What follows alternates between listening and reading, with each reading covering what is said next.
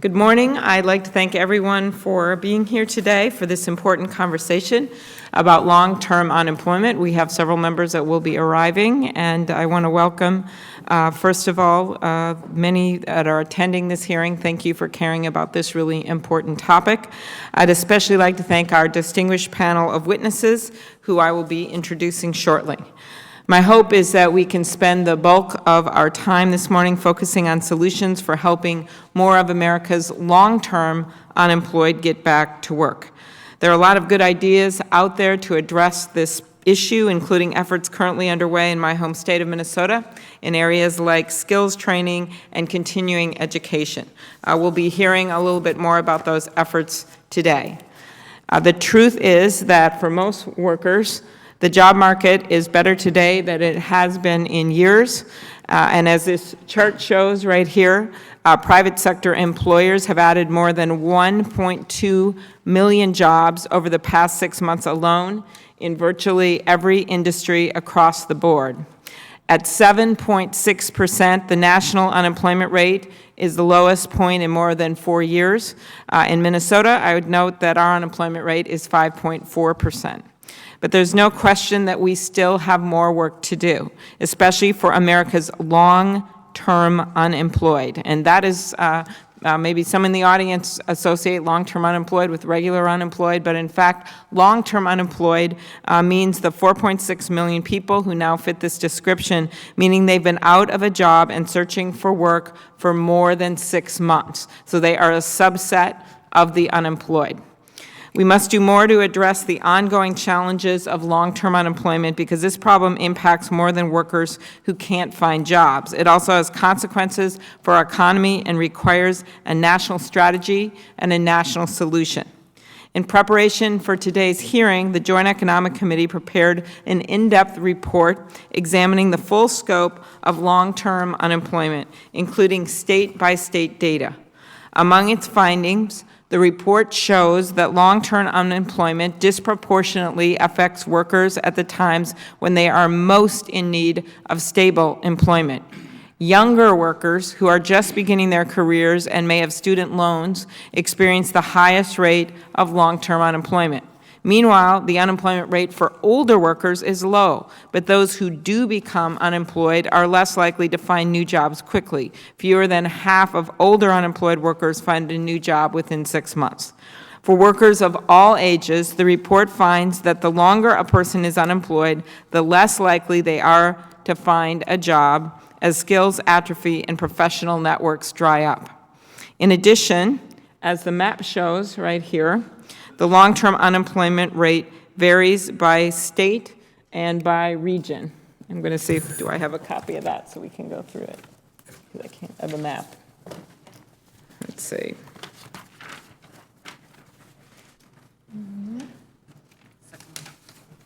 Thank you. As you can see by this chart right here, many of the states, especially in the upper Midwest, the state long-term unemployment rate, 0.6% in North Dakota, where we know they're doing a lot with energy there, 0.8% in South Dakota, 1.8% in Minnesota, 1.3% in Iowa. This region has a lower long-term unemployment rate. We also have in the South, you see a higher long-term unemployment rate, generally with Florida at 4.1%, Georgia at 3.8%. The East Coast is somewhat mixed, depending on what state you're in, and California and Nevada up on the higher end at 4.4 and 4.8%. So you can see the difference in region in terms of the long-term unemployment. We also know that recent veterans are experiencing higher rates of unemployment than the general population. Congress has taken steps to help veterans translate their experience serving our country into skills required by employers. Much more needs to be done to help our nation's veterans re-enter the civilian workforce. One of the sad ironies of the situation is the fact that there are actually job openings out there. And that's the thing that I'm really focused on today, because especially these states, and you can see the increasing number of them with somewhat lower unemployment rates, there is still an unemployment rate that's too high for long-term unemployed, for the people that just simply don't fit the jobs that are open. And that's our key problem, not with all unemployed, but with an increasingly significant number of the percentages. And that's because the overall unemployment rate's gone down, but there's still this long-term unemployed rate that concerns us, because when we have openings like I see all over our state, the town of Benson, Minnesota, last time I was there, 60 job openings for welders, for people in tool and die, with people running robotics equipment, especially in some of the rural areas that have manufacturing. We actually need people with those skills, and there tend to be jobs where you just can't go right out of high school and get the job. You have to actually have a year or two of training to take on using this technology. In a recent poll in my state of manufacturing companies, 60% of respondents said it was difficult to attract candidates with the skills or experience for the jobs they had open, and believe me, they want them.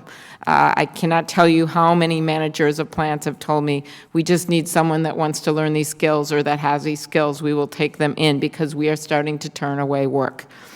In the exact same poll 3 years ago, only 40% of respondents reported having that problem. So you see, in one state, you go from 40% have openings that they can't find the workers for to 60%. It's a good problem to have in that we're seeing better employment rates, but it's a difficult problem to have because you want these jobs in America instead of having these employers start opening up plants in other countries. So we need the skilled workers, and you certainly have workers that want to have those skills. We just need to match the skills they're getting in high school, this idea that they can get community college degrees while they're in high school and ramp that up, as well as a direct path that involves them going into some kind of post-secondary school where you actually get the skills where the jobs are.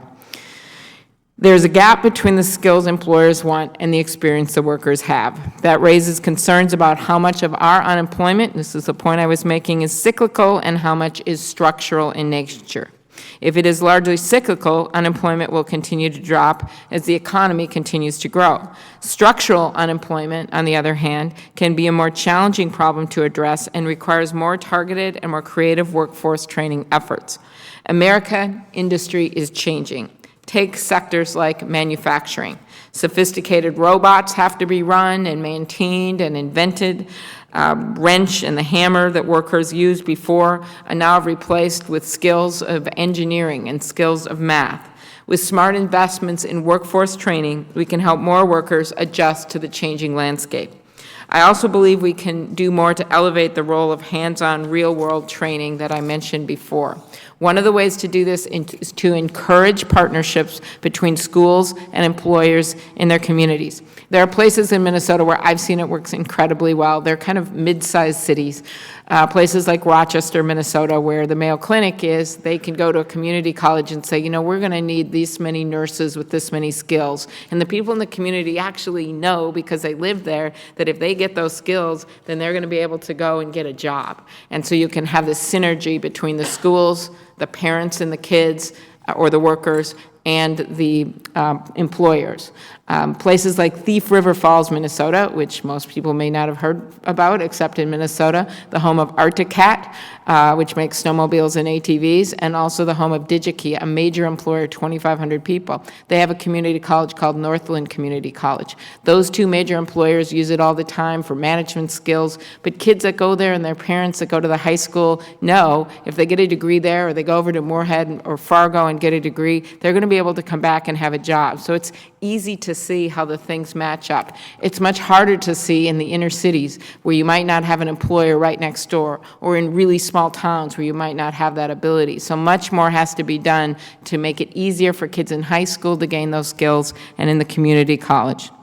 We also need to continue to work on policies that encourage job creation and strengthen our economy overall by promoting exports, by encouraging entrepreneurship and innovation, by investing in education, research, and development, and by finding balanced bipartisan solutions to bringing our debt down. There's no silver bullet solution that will solve our long-term unemployment challenge, but I believe that there are a number of important steps we can take to address the problem effectively and proactively. That's why we're holding this hearing today. So I want to thank our witnesses for coming. I know Chairman Brady will be joining us later, and we'll have him make a statement when he arrives. But for now, I think it would be good to, and I want to thank Senator Murphy for joining us to get started with our testimony from our witnesses. I'm going to introduce them all at once and then have people give your testimony. First, we have Mr. Randy Johnson. He's the Executive Director of Workforce Development, or WDI, based in Rochester, Minnesota, that I just mentioned. Mr. Johnson has worked for WDI since 1985 and has served as the Executive Director for the past 16 years. Under his leadership, WDI has won numerous awards, including being named the best rural workforce development system by the National Workforce Association. In 2012, the U.S. General Accountability Office recognized WDI's pre-vocational health care academics as one of the best practices for workforce development in the nation. Mr. Johnson has also led the efforts to have workforce centers co-located on the campuses of the local community colleges. Dr. Keith Hall, welcome back, Dr. Hall. Dr. Keith Hall is the former commissioner of the Bureau of Labor Statistics. He currently works as a senior research fellow at the Mercatus Center at George Mason University. He has served in a variety of government positions, including chief economist for the White House Council of Economic Advisors and chief economist for the U.S. Department of Commerce. Dr. Harry Holzer is also with us. He's the professor of public policy at Georgetown University and a founding director of the new Georgetown Center on Poverty, Inequality, and Public Policy. He is currently a senior fellow at the Urban Institute and a senior affiliate of the National Poverty Center at the University of Michigan, among his many other affiliations. Prior to coming to Georgetown, Professor Holzer served as the chief economist for the U.S. Department of Labor. Finally, Dr. Kevin Hassett is the Director of Economic Policy Studies and a Senior Fellow at the American Enterprise Institute. His research areas include the U.S. economy, tax policy, and the stock market. Previously, Dr. Hassett was a senior economist at the Board of Governors of the Federal Reserve System, a professor at the Graduate School of Business of Columbia University, and a policy consultant to the Treasury Department during the George H.W. Bush and Clinton administrations. He also served as a top economic advisor to George W. Bush and the John McCain presidential campaigns. Thank you, gentlemen, for being here, and we'll start with my hometown witness, Mr. Johnson. Thank you, Senator. Members of the committee. I'd like to start by thanking Chairman Brady and Senator Klobuchar for calling this hearing on the long-term unemployed. This population represents a challenge, but in many ways reflect our local economies and ways we cope as society. 30 years ago, I found myself unemployed and my wife out of work while expecting our first child. That experience made an indelible impression on me, and I vowed to work toward building a better public system to help those in similar situations. In many respects, I believe that we've succeeded. Back then, our electronic job matching resources were decades away, and the internet and social media systems that now allow people to network were inconceivable. We have one-stop job centers with multiple partners present to provide coordinated services, yet the economy continues to change rapidly and can be hard for the unemployed to keep up. In southeast Minnesota, we serve an average of 1,500 dislocated workers a year and regularly post a return on investment of $3 for every $1 invested by getting them back to work. We have found that the most critical element in getting people reemployed is early intervention and to meet people one-on-one up front for a career planning session to start the process of rebuilding the relationships. A good example of this was witnessed recently in our area with the return of Minnesota's National Guard unit from Iraq and Kuwait. Every soldier who had reported a need for employment was given a career assessment while they were still in the theater. And when they returned, they all were connected to a career counselor from the One Stop. We assembled 108 private sector employers and 60 different partner agencies to be grounded in the challenges veterans face, and then provided sector-based job information at their 30 and 60-day reintegration events. As a result, veterans' unemployment in our area is now lower than the civilian counterparts and one of the lowest in the nation at just over 1%. Older workers provide a special challenge. Half of all of our unemployed folks that we are serving, age 55 and older, have been unemployed for over a year. In addition, we found that 25% of this group self-describes as having no real computer or social media skills. However, the convenient electronic tools that we now have to seek work can ensure even less human interaction during the day. So one way that we've had success is bringing people together for brown bag meetings where people can get together and share job leads and bolster each other's spirits. We also use this time to build resumes in group while identifying the experiences they've had for which colleges might grant a credit for prior learning. One man told us that if it weren't for these gatherings, he wouldn't have any reason to get out of bed in the morning. Short-term training also shows good results with older workers. Just yesterday, I learned of a 55-year-old that we were serving that was an unemployed engineer that had been out of work for over 2 years, who found work at $6 over his past wage after providing a Six Sigma quality control training. But I have note that we need to make sure that the Workforce Investment Act recognizes this kind of effort as attaining a credential, which it currently doesn't. Good jobs with a solid future are growing, but they often require the job seeker to take a risk and change careers. To lessen this risk, we have had the great success in providing month-long pre-vocational career academies for adults who are looking to move into healthcare, advanced manufacturing, or alternative energy. Our academy graduates more than double their completion rate in subsequent education and significantly reduce their turnover rate on the job. One woman shared that attending one of our healthcare academies was the best thing I've ever done for myself. But note, despite our academy successes that were chronicled, as you'd mentioned, as a best practice for the General Accounting Office last year, the Workforce Investment Act doesn't recognize the expenditures as credentialed training. As the economy recovers, we find more employers eager to add full-time, good-paying jobs, but according to employers, the only good way to find out if the applicant has the skills they're looking for is to try them out in an internship, an apprenticeship, or some other kind of on-the-job training experience. We need to make sure that we have the right tools to make it easier for employers to participate in work-based training and take a chance on the long-term unemployed. So here are some examples of work-based learning that I think could help reduce long-term unemployment. Assist the states in developing an electronic work-based learning clearinghouse that would help employers connect with individuals across the region seeking an internship or another on-the-job training experience. Incent employers to consider the long-term unemployed by providing adult tryout employment experiences in the private sector that would have the workforce service provider act as the employer of record during the initial 2 months of work and then cost share the wages over the next 2 months. And there is a program that has been piloted known as Platform to Employment that has accomplished that. Consider offering a wage replacement differential between a job seeker's new starting wage and their past employment as they start out, especially in the case of long-term older workers seeking employment with small employers. Thank you once again for the opportunity to testify today on behalf of the public workforce system and the long-term unemployed. Very good. Thank you, Mr. Johnson. Dr. Hall. Good morning. Good morning. Chairman Brady, Vice Chairwoman Klobuchar, and members of the committee, thank you for the chance to discuss the current employment situation and the problem of long-term unemployment. I appreciate the opportunity to testify today. In my testimony, I want to make 3 points. First, the U.S. labor market is still not strong, and a full, robust recovery is not yet underway. Second, the problem of long-term jobless is actually worse than the long-term unemployment rate data indicates. And third, as bad as this problem is, its main cause is the extremely weak economic recovery and not a skills gap in the labor market. We are now a full 3 years from the labor market trough of the Great Recession. Over the past 2 years, we've had modest job growth. We've averaged about 175,000 new jobs in 2011, 183,000 jobs per month in 2012, and have averaged 168,000 jobs per month so far this year. While this job growth is welcome, it is far short of what we need to achieve a full labor market recovery. 2 significant problems have become evident through this lengthy period of slow job growth.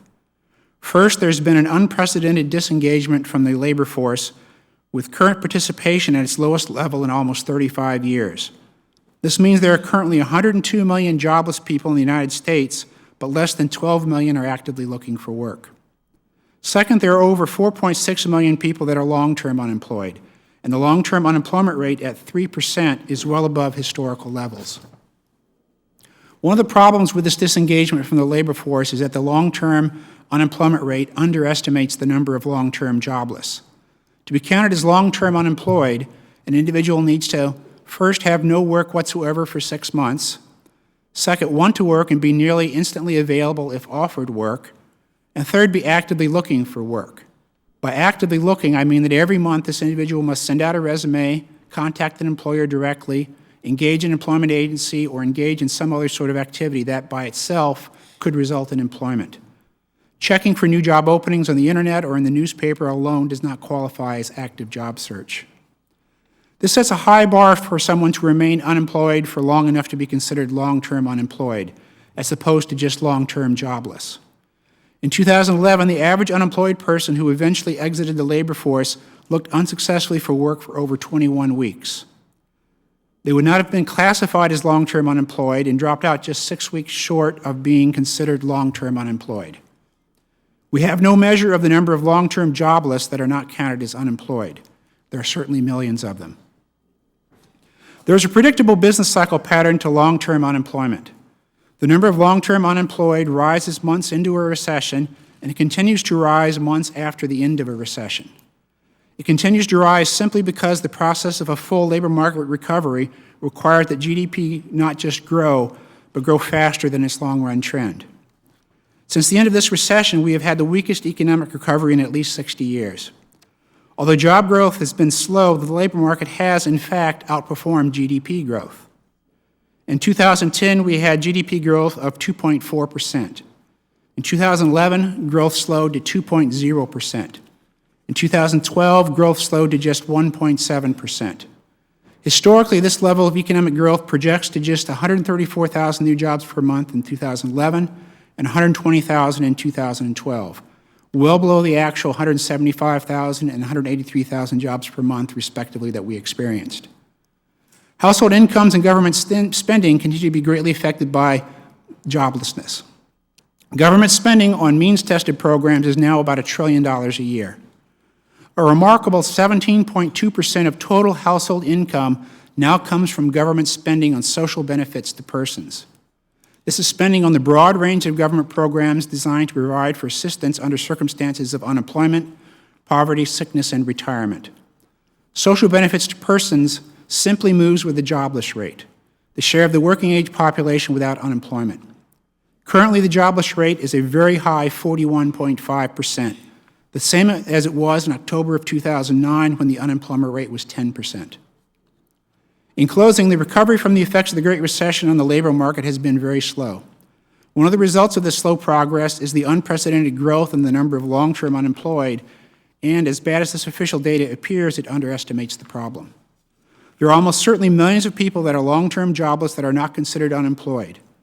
Although other factors may have contributed to this, the main cause is slow economic growth. The only real solution to this problem is a significant and sustained increase in economic growth. Unfortunately, just as slow as economic growth has created long-term joblessness is helping to hold back economic growth and has a significant impact on government spending.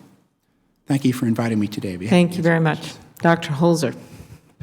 Thank you, and good morning, Senator Klobuchar and Senator Murphy. I'd like to make several points this morning about structural and long-term unemployment and what it means for different groups of American workers. Point number one, structural unemployment in the United States has probably risen about 1 percentage point during the labor market downturn and slow recovery since 2007, though it is unclear how much of this 1 percentage point increase will actually last over time. Most of the increase in unemployment since 2007 does reflect insufficient employer demand for workers. But the job vacancy rate at 2.8% nationally is somewhat higher than we might expect with so much unemployment. Employers in some sectors, like healthcare and advanced manufacturing, do seem to have genuine difficulty filling jobs requiring specific skills, while other employers in other sectors seem to be moving more slowly to fill jobs because demand for their products remains very limited and very uncertain. Point number two, long-term unemployment should have negative effects on future employment prospects, at least for some groups. The long-term unemployed now are being rehired more slowly than those with short unemployment spells. How well they will fare when aggregate job creation picks up remains unclear, but some subgroups among that group, like older workers, will probably have more difficulty than others finding new jobs. Point number three, the high levels of unemployment during the last 5 years will likely affect older and younger workers quite differently as the recovery continues, though both might be scarred to some extent, and Senator Klobuchar actually made this point earlier. Long-term unemployment has increased the most among older workers, age 55 and above, a definition which I hate because then I fall in that category, even though their unemployment rates remain quite low and their work activity has actually risen in the past 5 years. Older workers lose and leave their jobs less frequently than other workers, but then adapt less quickly to changing labor market needs, partly because employers are reluctant to hire them and reluctant to invest in training them. In contrast, younger workers are much more frequently unemployed for more short-term employment spells. They will gain jobs more quickly than older workers, but at lower wages than usual, and their earning levels will be relatively low for many years as a result. And other groups, less educated workers, African American workers, and the children of the dislocated will be scarred in their own ways as well. Point number 4, besides their effects in the past 5 years, imbalances between the skills sought by employers and those held by workers have also led to growing earnings inequality over time and to lower levels of good job creation in the United States. While educational attainment among Americans has been slowly increasing, too many students leave high school with very few of the general or specific skills that employers seek. Also, many start college, either at 2-year or 4-year institutions, but fail to complete any program or gain any credential, especially that employers recognize and value. So the gaps between those who have the skills that employers seek and those who do not have widened over time. And employers, if they perceive difficulty in filling good-paying jobs with highly skilled workers, they will likely create fewer such jobs in the United States, relying instead on technological advances or on offshoring production activity to meet those needs. So again, the effects of long-term and structural unemployment might fall well beyond what we see in the unemployment rates. Point number 5, a wide range of policy responses should be tried in order to address the problems of skill imbalances and to improve employment and earnings potential for American workers. The policies to improve these outcomes of workers hurt by structural imbalances should include the following. Number 1, strengthened reemployment services to help them find jobs appropriate to their skill level more quickly. Category number 2, education and training programs to create worker skills that better match the jobs that are in fact available. Point number 3, wage insurance, very similar to Mr. Johnson's replacement wage subsidies for displaced workers whose earnings are permanently lower because of the loss of a good job. And category number 4, carefully targeted job creation strategies while unemployment remains high. The exactly appropriate package of benefits and services may well differ across these groups. Younger workers are more easily trainable for good jobs that require some technical skill, especially at community colleges, and especially when the colleges have links to workforce systems and to employers. They might also benefit more from a variety of earn and learn strategies, such as apprenticeships and paid internships related to their areas of study. In contrast, older workers, when displaced, might benefit the most from wage insurance, where the government provides a subsidy to partly offset the permanent loss of earnings that has occurred when displaced workers take lower wage jobs. And of course, job creation strategies in the near term would also help. Public spending on building infrastructure, tax credits or subsidies for private sector employment growth, and public service jobs could all play some kind of a positive role in reducing unemployment over the next several years in different ways for these different groups. Thank you very much. Thank you very much, Dr. Holzer. Dr. Hassett. Thank you, Vice Chair Klobuchar and Senator Murphy. It's an honor to be here today. I think the headline of my testimony is that there really is a national emergency right now involving long-term unemployment. And to highlight the importance of this challenge for all of us, I go into some of the research that's been done on the impact of long-term unemployment on well-being. A report by Johnson and Fang at the Urban Institute shows that of workers who were out of work for 6 months between 2008 and 2011, half experienced declines in per capita family income of 40% or more. The financial hardships were felt especially by African Americans and Hispanics, along with workers who did not have more than a high school education and unmarried workers who could not rely on a spouse's income. In addition, once workers who were previously unemployed find jobs, their earnings are persistently lower than before their unemployment spell. Unemployed workers have also been shown to have an increased risk of death and potentially shortened life expectancy, along with a heightened risk of suicide that increases with the length of unemployment. Perhaps even unexpectedly, there seems to be a link between long-term unemployment and mortality through cancer, especially lung cancer. There's also a really troubling literature on the impact of long-term unemployment on kids and on marriages. You're more likely to get divorced, and you see a very serious impact in academic performance of kids. And even there's one study that surveyed adults whose parents had a serious unemployment spell when they were kids and found a permanent negative impact on the wages of grown-ups who had to experience that in their family when they were growing up. Now, while some of these costs of unemployment are easy to pinpoint, the causes of the recent increase in the number of long-term unemployed are hard to disentangle. Understanding the causes is necessary, however, if we want to choose policies that we think will be effective in addressing this national emergency. Now, a few theories have been put forth for the persistence of the large amount of long-term unemployment in the U.S., and these include a skills mismatch, that there's policy uncertainty that's slowing hiring, and that there's a scarring of the long-term unemployed. I go in my testimony into the detailed evidence on these different explanations, and although it's plausible that all three causes are influencing the current high rate of long-term unemployment, the best evidence seems to indicate that the largest factor is some form of scarring. In other words, it's something that doesn't seem to be particularly responsive to our policy actions. Tepid growth has certainly kept unemployment high, and uncertainty and maybe has contributed some to that. The skills gap might explain a little bit of why it is that there are a lot of vacancies right now, but we still have high unemployment. But I think that this permanent negative effect on the employability of a worker once they're out of the workforce for a while is the crucial challenge for us. Now, public policy discussions, I'm listing the challenges and then I'll go quickly into solutions. Public policy discussions in this area tend to focus on the individuals, as in fact they should, because the individuals are the direct targets of this terrible problem. But there's also a large difference in unemployment between geographic regions that we also have to put on the table. It may be necessary to seek more concentrated policies that don't target just people, but also geographic areas. For example, the unemployment rate in the Detroit metropolitan area in February this year was 10.2% compared to a rate of 5.5% for the Minneapolis-St. Paul area. Outside of the largest metro regions, there's sometimes great and persistent disparities. The unemployment rate in Yuma, Arizona in February was 25.6%, and it's been near that high for a very long time, but it was only 6.7% in Tucson. Now, the impact of long-term unemployment on the lives of unemployed Americans and their families is about as negative as anything that economists study. It's clear that something terrible happens to individuals as they stay unemployed, but the negative effect doesn't seem responsive to the training programs that we have in place now and other things that I mentioned in my written testimony. Now, I would say that we must act, and that we must recognize in this action that we need to know more and that we need to be creative in thinking about what the appropriate solution to this terrible emergency is.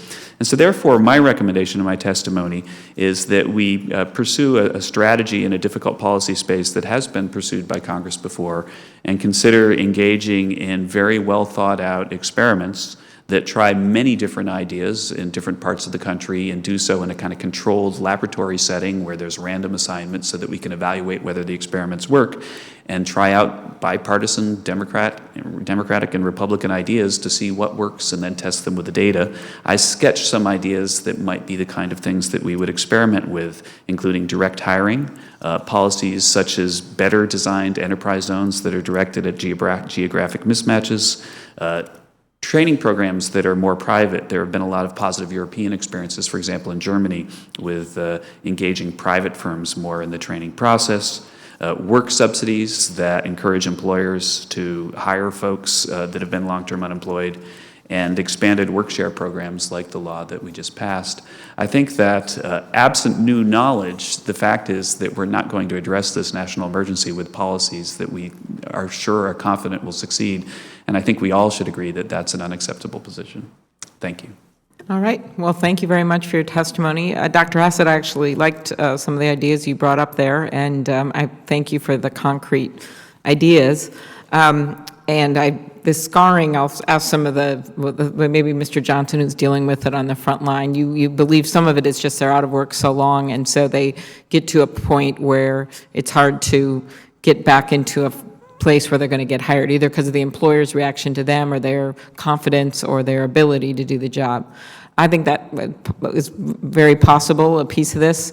I also do know that just from talking to so many employers in my state, that some of the workers maybe got a degree in anthropology. I picked that out because my daughter is taking that class right now in high school, or something else that just doesn't translate into what have become really advanced skills in the workplace in terms of understanding how to run certain computers and do certain web-based technology, and that it takes them a year or two. They literally have to start over in their training to get those skills for what the employers need. What do you think of that proposition for a piece of it? Yeah, I think that that's certainly people making bad choices when they're pursuing higher education is certainly part of the problem. I think that the scarring question is that there are two sides to it. That Dr. Holzer and I were discussing a recent study that found that if you've been unemployed for, say, more than a year, that employers just won't interview you. Even without talking to you, just looking at your CV, just adding that in a ceteris paribus experiment to someone's CV makes the employer unattracted to you. Now, it could be that that's because there's so many candidates that are better right now because there's so much unemployment. But the other thing is that on the individual side, that folks, I have a friend who does pastoral care, and I was talking about it once, and he said that someone losing their job is actually often harder on a family than a death in the family, because the death, it sort of gradually goes away, you gradually recover. But if somebody doesn't have a job and a year later they don't have a job, then every morning they wake up and they're reminded of their failure. And so you start to see lives fall apart, and that's why it affects kids when they're grown up even. It has a permanent effect. And so I think that there's a lot of stuff that we have to address, but getting over the scarring, which is why, for example, one of the things that I think we really need to consider significantly is giving them jobs, is creating some kind of either government jobs programs or vouchers to get people into private firms, because getting them reconnected, if you're over 60 and you've been unemployed for a couple of years, the odds of getting a job are getting pretty darn close to zero, and that's a national emergency. Okay, and the idea here, your idea of experimenting in different areas with different job programs, you said that was tried before. Is it controversial because some areas get a good program and some don't? Is that? Well, I don't know if it's controversial, Okay. but it shouldn't be. I mean, you could imagine something like, for example, if we were going to see, does it help with a scarring problem if we just give someone a job or have a private firm give someone a job? Well, what you could do is you could have 50,000 people sign up for the program, randomly assign people to receive maybe a private job, a government job, or not be helped, sadly, and then see if it has a different impact on the three types of people. That kind of experiment has been funded by the federal government in the 70s. They had experiments of the negative income tax. And so there is precedent for this. But I think that when there's something that's an emergency and we know we don't understand it, but we can think of things that we can do to learn what we need to have smart policies, then we should be willing to learn and Right. learn more, posture less. I agree. Yeah. And would you agree with this idea of in the high school level of you brought up Germany, they do a lot more of this, trying to have these kids graduate with a skill and working with maybe 1-2-year degree programs while they're there? Yeah, there are more people in training programs in high school in Germany. They separate the kids earlier, and then folks who are really drawn to more physical activities or technical activities like auto repair and things like that can get that training in high school. Right now, we're kind of putting everyone in a track that targets them for an academic career, and it could be that for some people that's not the right choice. And I also think, just talking to superintendents in my areas and employers, the parents, it's really hard for them to see this manufacturing as a career. I just did a Washington Post panel yesterday on this, and it's such an issue because they don't see this. They see this as it's possibly a career that's going to go away, but when in fact it's paying more than a lot of other jobs. And we have to just sort of put some light on the change that it's not your grandpa's factory floor anymore. Dr. Holzer, what do you think of some of the ideas that Dr. Hassett has put out here with trying some experiments with what works and looking and this scarring issue? I'm sympathetic to most of those ideas. I think we have to go in with the right expectations. I mean, first of all, I think we should do some of this at some scale, given the magnitude of the emergency. If you do it at some scale, it's going to cost some real resources. I think we should spend those resources. I know resources in the federal budget right now are very, very tight. There are other sensible ways to deal with the resource issues, but I think we should be willing to spend them. We would be in largely uncharted waters, and so we don't know a lot right now, and I think our expectations shouldn't be too high. So let me give one example. it is sensible to try to create subsidized employment in the private sector for a lot of these long-term unemployed. For instance, giving them, I think, a public service job will not do much to lower the stigma in the eyes of employers. Private sector employment would probably do more. But on the other hand, the take-up by employers might be limited. The interest might end as soon as the subsidy ends on the employer's part. That job might substitute for another job that the employer might otherwise create. It might not be net new employment. So I think we have to anticipate some of those difficulties, and some of those things will come out when we do these evaluations. Having said all that, I think we should still do it. And I think we should still commit the resources, because the human cost of not doing it is so enormous right now and getting worse all the time, that we should take a real whack at this with some real resources and then see what we learn, and then invest more in the more effective treatments. Well, I think we can also look at other countries. We're competing in this global economy now, and if we have job openings for skilled jobs and then we have people that don't have jobs, we are not going to be able to achieve what we want for our economy in the global economy. Mr. Johnson, and then I'll turn it over to my colleagues here. Just could you comment on what you've seen on the front line with these workers in terms of the scarring issue that Dr. Hassett brought up, and any ideas that you would lend to this in a practical way of how to deal with this with long-term unemployed? The process of losing one's what we call work fit sets in almost immediately. I think, honestly, we've gone through a process in the 90s and the early part of the last decade where it seemed to be much easier to find a job by that paid decent wages by just walking across the street. And I think people got the notion that that's normal. That's not normal. Historically, that isn't. And so the very moment that you find yourself unemployed with a family trying to figure out how to recover sets a panic in. And how people deal with that is individual. This is, if I could make one point in this whole deal, is that we can put programs and policies in place to try to meet the need, and I definitely think we should, but we have to make sure that we understand this is a people-to-people business. Trying to affect people's emotions as they move forward is critical. I remember hearing a statistic that made me sit up straight 30 years ago, and I was unemployed for all of 3 months, but the statistic then said that if you're unemployed over 6 months, you're 6 times more likely to never find another job the rest of your life. And that sobers you up in a hurry, saying, wow, something has to happen soon here. Okay. We have the number that 39% of the unemployed have been, in our country today, coming out of this report, have been out of work for over 6 months. 27% have been out of work for at least a year. So you can see it's the percentage of the unemployed is nothing to be trifled with. It's a pretty big percentage. Okay, Senator Murphy. Thank you very much, Senator Klobuchar. Thank you for convening this hearing. Thank you to the panel. You're all wonderful to be here with us. Mr. Johnson, you mentioned a program that we're really proud of in Connecticut, and that's Platform to Employment, P2E. It's been called. It was featured in a pretty long and robust segment on 60 Minutes about a year ago, 6 months ago, and it's now being expanded and modeled across the country. And the concept is twofold. One, that these are different workers and they need a level of support service around them that is just distinct from what shorter-term unemployed need, and that's expensive. But second, that, and we talked about this across the panel, that you got to do something different with employers, that you actually have to go out and find employers who are willing to take workers on a temporary basis, a trial basis, and allow the workers to prove that they can overcome the stigma that has been associated with the long-term unemployed. And so I just sort of wanted to, you mentioned in your testimony, and I wanted to sort of ask you to sort of expand upon that model, which is a program both which recognizes the social necessity of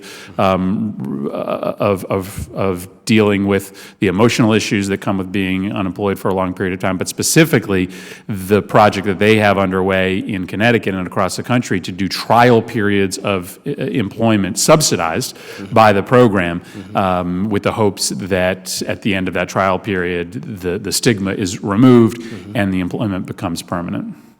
Yeah, in our area, a year ago, we did an extensive survey to try to drill into what everyone was talking about is the skills gap, and contacted quite a number of employers representing actually about 25% of all the jobs in our area.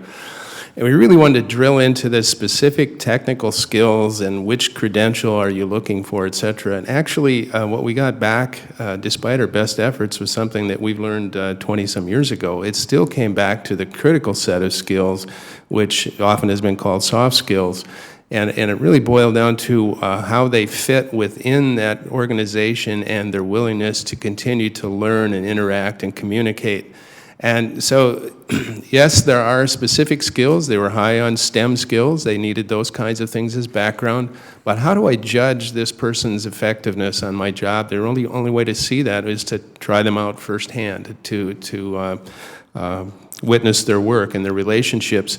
We have a number of tools currently to work with that, on-the-job training contracts where that employer becomes the employer of record, and then we cost share some of the wages. We've been able to get some employers to be enticed with that, but others, they still feel that there is a buyer's market in terms of number of people that are applying for these jobs, and so they really just want to sort out before they make that commitment. And we felt that, I know I connected to Tom Long, who is one of the proponents and original developers of Platform to Employment. This would be a better relationship where we could start out with that person on the provider's payroll for the first 2 months. If that's working, we've got the right person. Now let's build the skills and cost share that for the next several months. And the reports I've gotten is that that's an excellent way to build a relationship.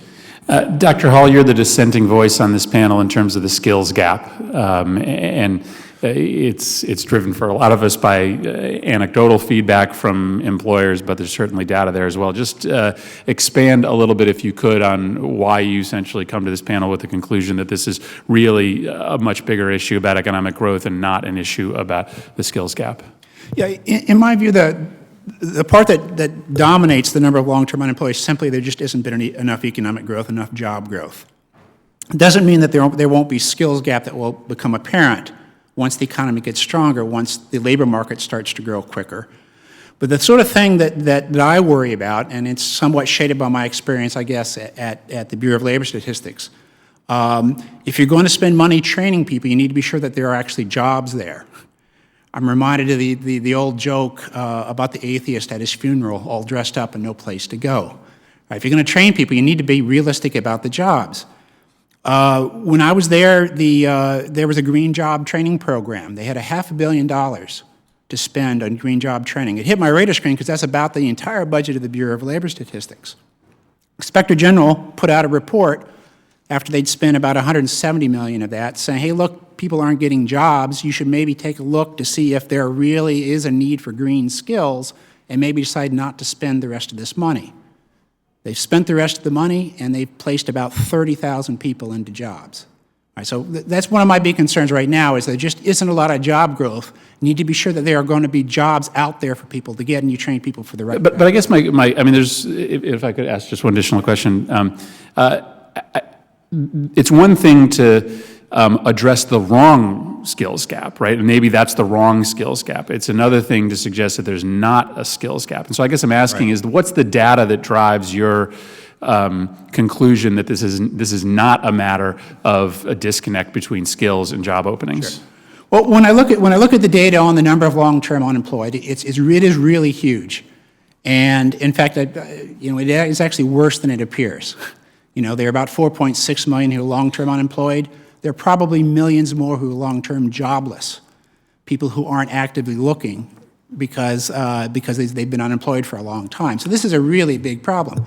But if you look at something just basic, have we had enough economic growth to support enough job growth to really get us into recovery? And the answer is no. At this current rate of job creation, to get back to the same employment ratio that we had before the recession, it's going to be a decade.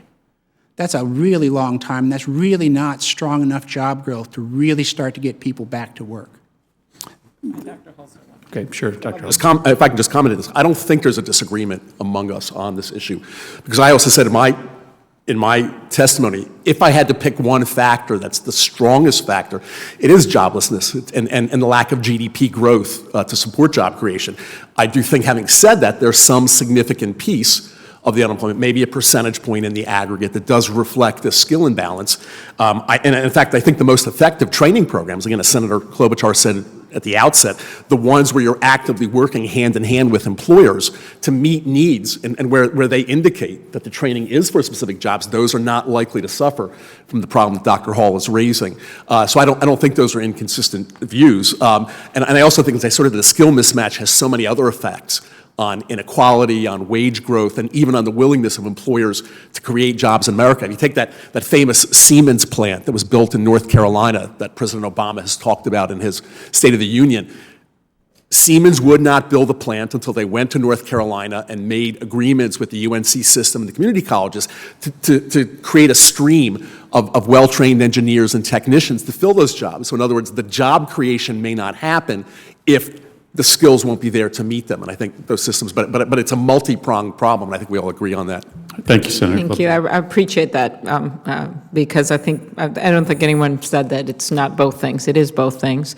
But I like, Dr. Holzer, your last point about how sometimes it's so connected that the employers don't want to add jobs, and maybe they'll go to another place, like we're having right now happen a little with the immigration issue with Canada, because it makes it easier for them to get in some technology workers than it is in America. And so some of our high-tech companies are actually opening up there simply because at this moment they don't have the people they can find. And I thought Dr. Hassett's point about the geographic differences was very true because, you know, North Dakota right now, I know, I'm next door, because of energy. This is different than the tech issue.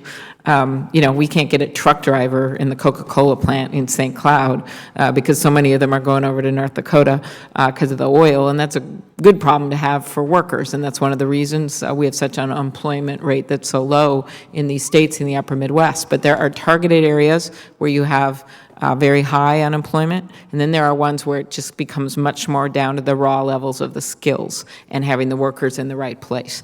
And I've just found that frustrating because I know there are people out there that want to work who either don't have the skills or maybe are in the wrong place for where the jobs are. But it's clearly very state by state, which is one of the reasons that with this report, we looked at it state by state, and it was no surprise what the numbers showed. So, very good. Representative Delaney, always welcome to our committee. Thank you, Senator Klobuchar, for Maybe a little, welcoming. you happen to know a little bit about creating jobs yourself, so that's good. Thank you for welcoming me to the committee, and thank you for organizing this terrific panel. I have a couple questions, but my first ties into some of the things Dr. Hall just said, and it's a little bit around how we think about the unemployment situation, just kind of from a larger macro analytical framework, because it seems to me the unemployment challenges that we face as a country right now have probably been with us for some time. They were somewhat masked by the credit bubble, which created a fair amount of jobs and kept the headline unemployment number below what it would have organically been if we would have seen a more natural financial market. And the cause of this seems to me to be effectively, again, speaking very macro, globalization and technology, two very disruptive forces that are enormously positive, but have been very disruptive on a generation of Americans. It happened too fast. We weren't quite prepared for it. And as a result, there's just been this enormous disruption, as I say, in a lot of people's jobs. And so how much do you think this employment challenge really needs to be thought about as three distinct challenges? The first being the trends that have caused the disruption are continuing and accelerating. And they're very young Americans right now and the next generation of Americans that we have to make sure is prepared for the world the way it is, and that ultimately the country has to become more competitive in terms of creating jobs that have a decent standard of living, and that is a discrete project and set of policy tasks that involve delaying gratification, because a lot of the things we do there won't have an immediate impact on unemployment, but we have to do them so that this doesn't become a persistent problem in our society. And then the second issue being the people who have been disrupted and lost their jobs, but with good policies, we could successfully reintegrate them into the workforce. In other words, through training and things like that. as a second set of problems. And then the third, which Dr. Hassett touched on, and Dr. Holzer, I think, when I came in at least, was this segment of our population that at this point, it is very, very difficult to really successfully integrate them into the workforce without significant subsidy and help, which for all the reasons that were identified, I think we should be doing. So how much of this problem really is a problem that has three dimensions to it, and they require different fixes, and that we're not really talking about it in those terms? You know, because that's something that I wrestle with when I think about unemployment, because there's so many different problems, and they have very different solutions, and they affect different segments of the population. So if you would mind, Dr. Hall, or any of the other panelists. I like your analysis. I tend to agree with it. I think there's a piece of this problem that's purely cyclical. And when you have a recession created by the bursting of a financial bubble, the recoveries are always slow. A lot of deleveraging has to occur in the private sector, and they're not going to pick up demand. So part of it really is a cyclical problem with a very slow recovery, and it needs more stimulus and more job creation. But I tend to agree with your other macro problem. If you look at the entire business cycle from 2000 to 2007, which was a peak to trough to peak cycle, job creation was fairly tepid through the whole thing, even per unit of GDP growth, and very different than the late 1990s when GDP growth was really translating into jobs. I'm almost certain it's because of technology and globalization. I don't think we fully understand how to deal with that problem, but my guess is that is also slowing down the recovery. And then the third piece of the problem you said is true. We have disadvantaged populations that bring very poor skills and work experience. They require one set of issues. The dislocated older workers require a different set. Things in the high school that could be done differently. Things in community, building an effective education and workforce system for all these different groups. But I think you're right. There are many different pieces that fit into this puzzle, and probably have to look at all of them at some level. Dr. Hassett. Yeah, thank you, Mr. Delaney. I think that your organization of the problem is a very competent one. It's really well done. That's exactly the way to think about it. The one thing I would add is that I think that part of the biggest nut to crack is that your groups 2 and 3 are not labeled. And so that from the point of view of the employer, say there are a lot of people in the pool of the long-term unemployed that would be great employees, but there are some people that have gone through the terrible changes that we've discussed that have made them actually bad employees. If you were to hire them, they'd be very disruptive for your business. When you look from outside, you can't tell which is which. And so part of our problem is to help people who are incorrectly being signaled, and stained by this, to identify themselves as reliable, great employees, and then to provide help for the people that really, really need it. And that's the way I like to think about it. But I think that the fact that we don't have separate groups 2 and 3, in some part, that's the biggest part of the problem. That there are people that really can be productive members right away, but they're in a group of people that employers are kind of pessimistic about. Dr. Hall? Yeah, a lot of my point, I think, is that the private sector has got so much more potential, more ability to create jobs and help people than the government ever can. Mm-hmm. And to some degree, I mean, this is such a big problem. You're going to need the private sector to turn around. You're going to need to see the economy turn around, and that's going to do more than anything else. It doesn't mean that we aren't going to have issues, as you talk about with people. I think we almost certainly are. But in terms of what's going to be most important, encouraging growth and getting some strong growth going, I think, is by far the most important thing. Mr. Johnson? Yes, I would echo what's being said here. There are changes that have happened in the job market that are responsible, the global economy is responsible for, like just-in-time inventory, where people don't just keep making things even though it's down.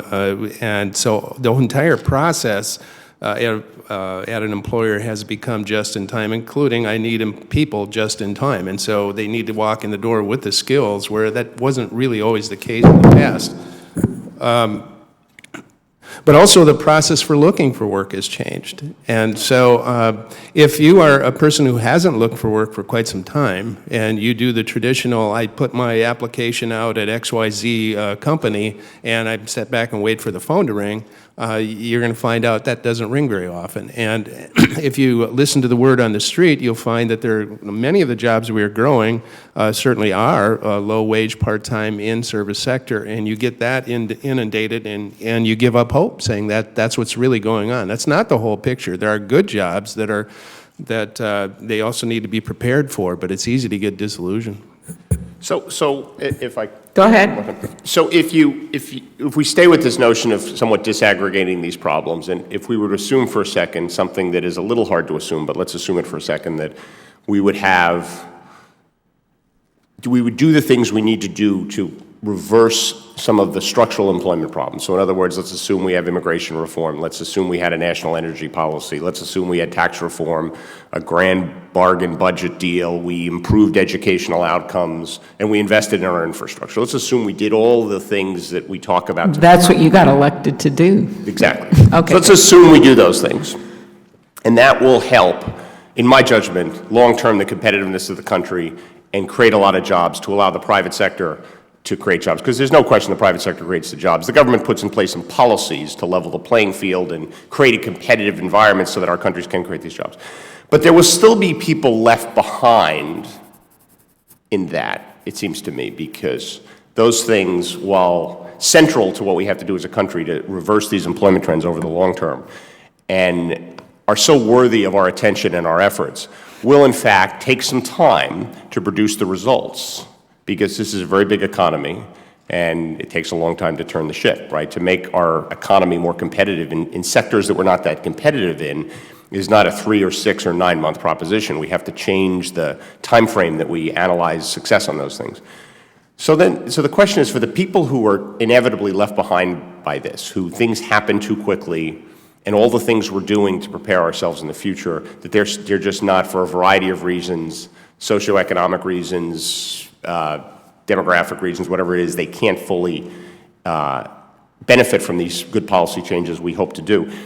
What is the opportunity using things like more direct government assistance? Because it seems to me if we can compartmentalize government support to the area where there may be a role for government, because long term, we shouldn't think of government creating jobs, we should think of the private sector creating jobs. But in the short term, for those left behind, for those people who don't benefit immediately from all the good policy things we want to do, what is the opportunity for us in terms of, just theoretical numbers if government were more proactive in subsidizing or matching with employers? Because I've seen examples at your university, Dr. Holzer, at the Law Center at Georgetown. I happen to be on the board of the university, so I know a little bit about the programs there. The Law Center has been facing these very high, very difficult environment for lawyers graduating. Now, these are very well-trained people. These are not the kind of the people we're typically talking about in terms of this discussion. But they put in place a program where, through philanthropy, they would subsidize people's entry into jobs. So they'd go to employers and they'd basically say, you can hire this trained person, but at a fraction for a period of time.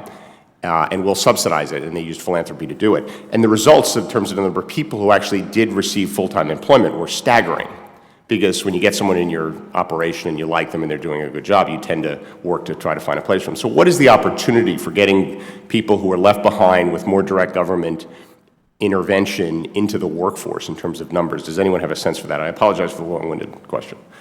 I'll take a little stab at it. I think as more jobs become created, slowly, it'll probably take most of the rest of the decade. As that's happening, I think it's important for government to create a more effective education and workforce system that's tailoring the skills creation to meet those job requirements. That can include high-quality career and technical education in high school, better use of community college, all to make sure that and there's a set of things we can do to make the skill creation more responsive to the demand side of the labor market. So that's one important thing for government to do. But you're right, some people will not benefit from that. I think we have to be careful about this idea of subsidized jobs in the private sector. We have some of those programs now, like the Work Opportunity Tax Credit.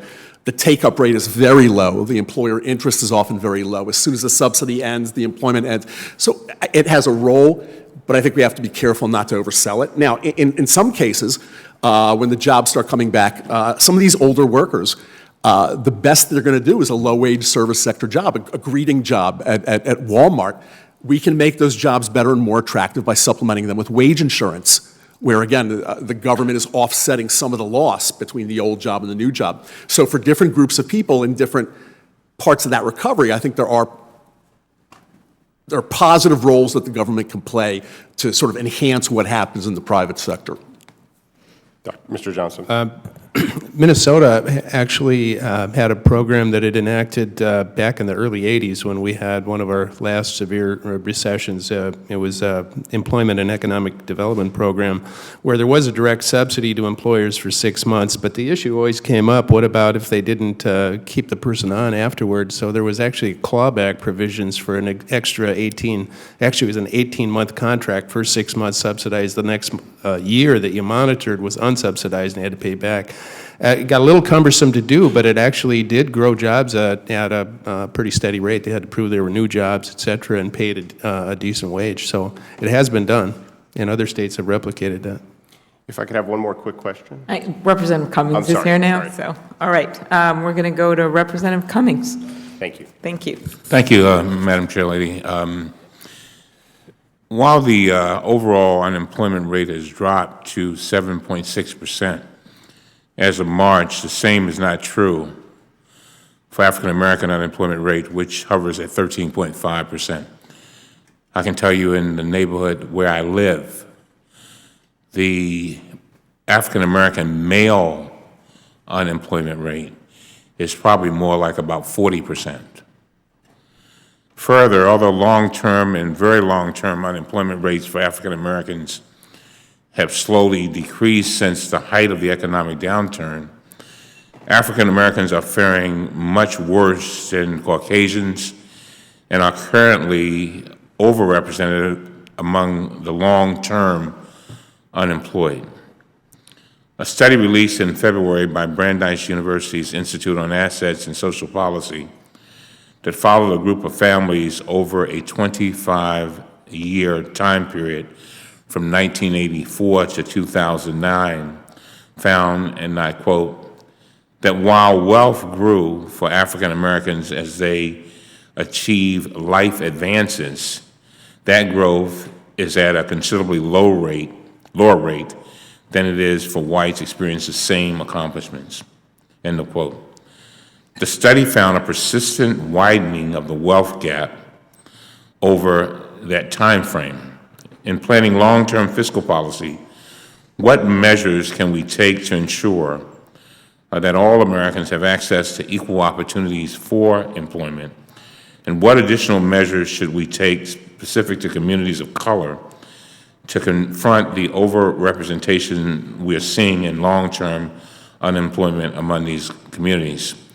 And let me just add a note and say that one of the things that concerns me, among many things, is I watch folks who are unemployed for long periods of time, and I listen to the president talk about the chain CPI, and I'm just wondering, as they march to a point of retirement, if they have a job, then you got a large group that are, say, between 53 and 65, who lost jobs, who will probably never get those jobs back, need retraining. The employers are not that anxious to hire them because of, as you well know, age.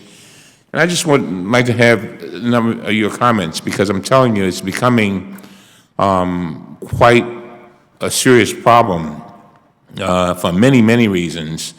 And I have had so many people living in the inner city of Baltimore. I've had many people come up to me, particularly men, to say, Cummings, I don't know what to do.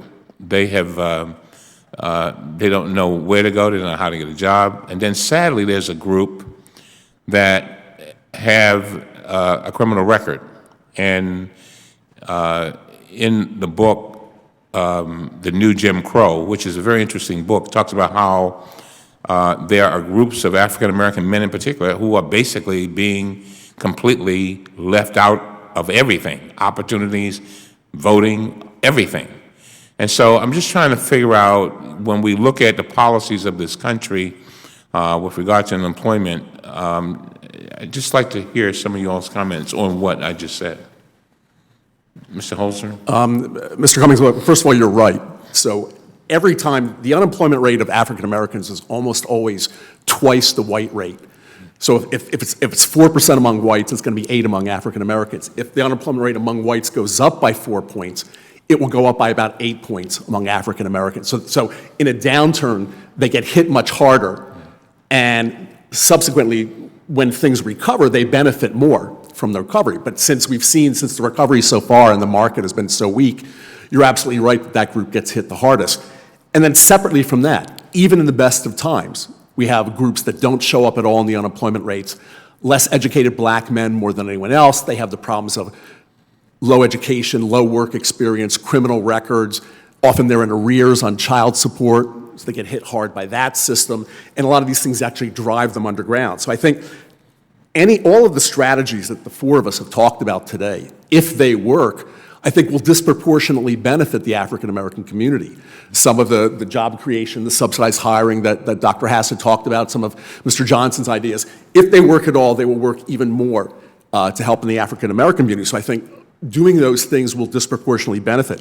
At the same time, we also need to keep our eye on the long-term ball, because even in the best of times, you have these underrepresented groups, and talk about making the criminal justice system less penalizing in terms of work experience, reforms in child support that doesn't drive these men out of the labor market, and major changes in the education system, certainly starting in high school, that prevent them from disconnecting in the first place. So I need the one set of shorter-term policies are very important, so are the longer-term policies to keep them connected and prevent them from disappearing and falling into those cracks. Thank you for your question, Mr. Cummings. It's an incredibly important one, and one that I've worked a lot on lately and thought a lot about, going back to the work sharing work that I did a couple of years ago. And one of the things that I find most clear in the data is that higher rates for African Americans are kind of about the same. It seems like if an African American and someone else applies for a job, that the higher rate will be about the same. But the reason we get into this boat where the unemployment rate is always higher is that the job destruction rates for African Americans are much higher. So it seems like when employers are laying people off, they tend to lay African Americans off with a higher rate.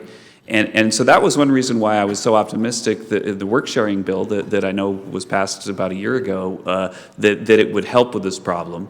Because if we could slow job destruction, then we should disproportionately benefit African Americans. And I've been following the data since the law changed and have been very disappointed with the take-up rates of the states, except there's some exceptions like Rhode Island.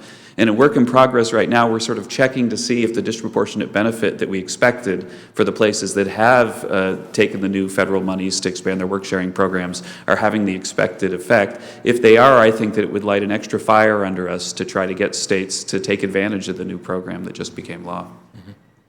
Thank you. Thank you very much. Dr. Hassett, could you explain again the work-sharing program? You probably did it earlier, and I... Oh, yeah, sure. And the basic idea is that in many European countries, you could say lay off a person and then they would get unemployment insurance, just like here in the U.S., or you could reduce 5 people's hours by 20%, and then each of them would get, say, 20% of their unemployment insurance. And so that you could spread the pain of labor cost adjustment out across the workforce. As an employer, you have an incentive to do that, because then when times get good again, you've got the workers right there, so you can ramp up production right away. And from the point of view of the employee, you won't have that scarring effect of not having a job that has been one of the main focuses of this hearing. And so I think that it was absolutely prudent to try to expand programs like this as kind of an unemployment insurance reform, as recently happened in the U.S. But the problem is that the state governments all have a lot of say in how they run, and nobody is really invested in getting this, we could think of it as kind of fractional unemployment insurance program or work sharing, getting it off the ground, except in a few places. And the few places, especially Rhode Island, that have focused on this have seen, a pretty large take-up, that employers are taking advantage of the fact that they can kind of hoard their valuable workers a little bit more because of the work-sharing program. My guess is, again, that it would disproportionately benefit African Americans because of this layoff, they disproportionately bear layoffs, and it's something that we, I think, need to really focus on as we think about policy actions that we can take. The federal monies only last for a couple of years right now and under the current law, and so it's something that we will definitely be having hearings about soon to talk about extending that and thinking about what could be done to make more And also take where advantage it of works, it sounds like, which states are doing it in a way that's has the most and whether it results. works. When I've testified about this in hearings on this topic, that I've done a lot of work on the programs in Europe and how they work, and there's very strong evidence that they have the desired goals in Europe, but we don't have enough data yet in the U.S. to be fully sure that they're working the way they do in Europe. Okay, maybe that was, Dr. Johnson, did you want to add something? A couple of things. Mr. Johnson, I elevated your title. Pardon? I would call You you elevated my doctor. title. Yeah. Call me what you want. Don't call me late for supper. That's a Minnesota.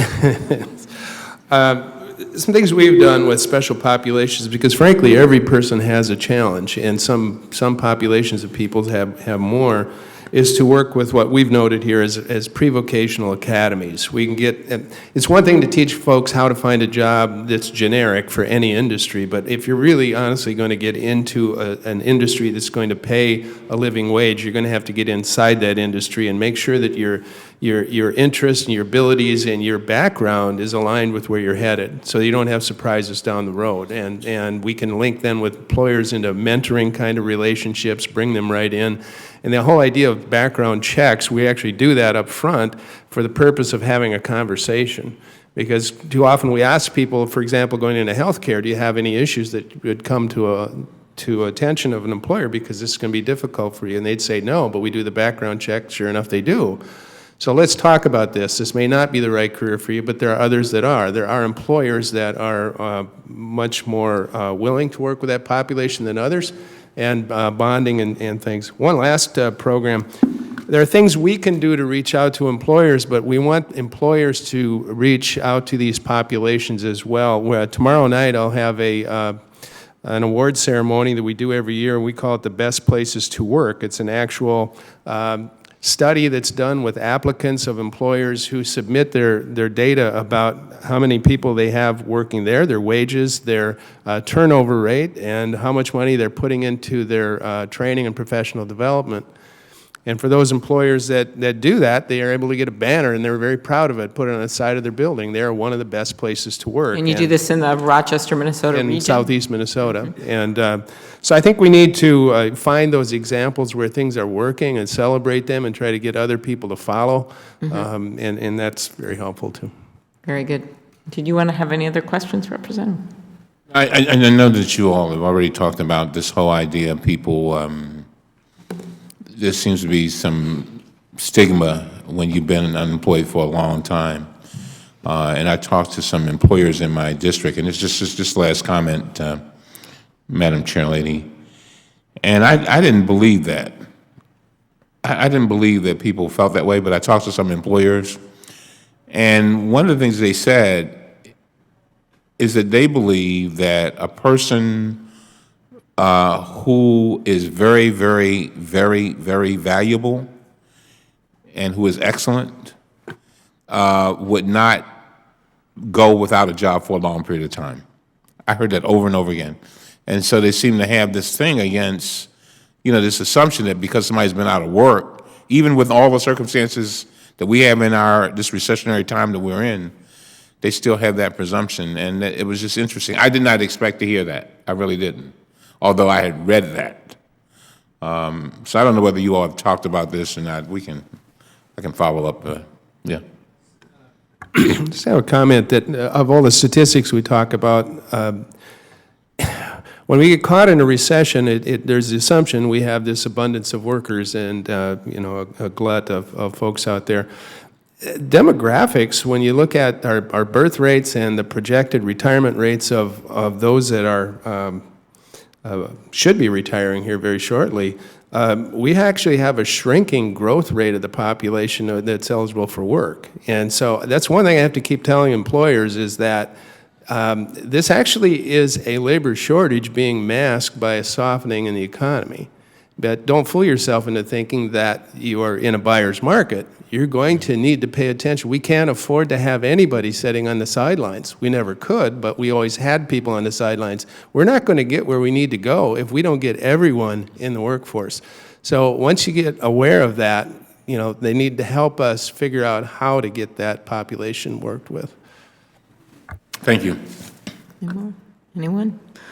Well, I just want to thank everyone for coming. This has actually been something of a freewheeling discussion. I think we found some common ground on some things.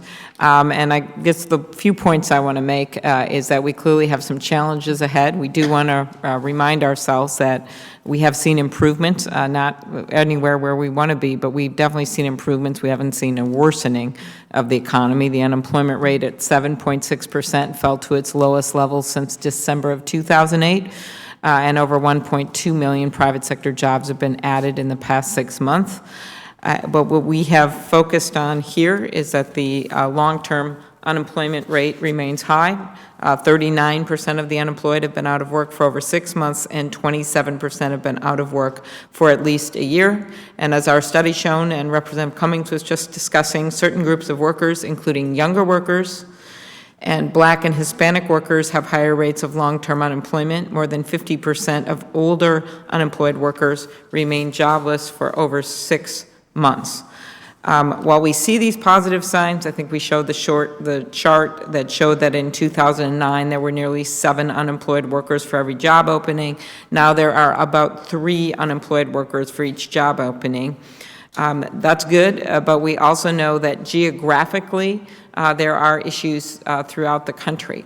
And the things that I've taken away from this are that, first of all, the jobs, as we all know, I think everyone up here agreed, come out of the private sector. That's where our best bet is for increasing our employment, Dr. Hall, and that we have to, in our role in Congress, as Representative Delaney has pointed out, is really to put forward some policies that will encourage that growth, whether it's bringing down our debt in a balanced way from my perspective so we don't cause a sharp contraction to the economy, whether it is making sure we are getting our part of the game when it comes to exports, and then, of course, making sure our policies work in the tax area, that we do some simplification and, from my mind, reducing the business tax rate, but paying for it by closing some of the loopholes. So we have things that we need to do here. At the same time, I think we have all acknowledged that there are 2 major problems going on here. The first is the skills gap, which affects certain areas more than others. You're right, Dr. Hall, about the private sector growth, but you just ask any of my private sector managers in Minnesota, and they will tell you, okay, I have all this growth I want to do, but I don't have the workers to do it.